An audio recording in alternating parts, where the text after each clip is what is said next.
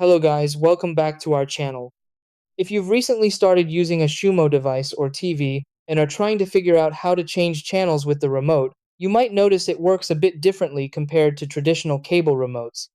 Instead of direct number inputs or standard channel buttons, Xumo focuses more on navigation through its interface and live TV section.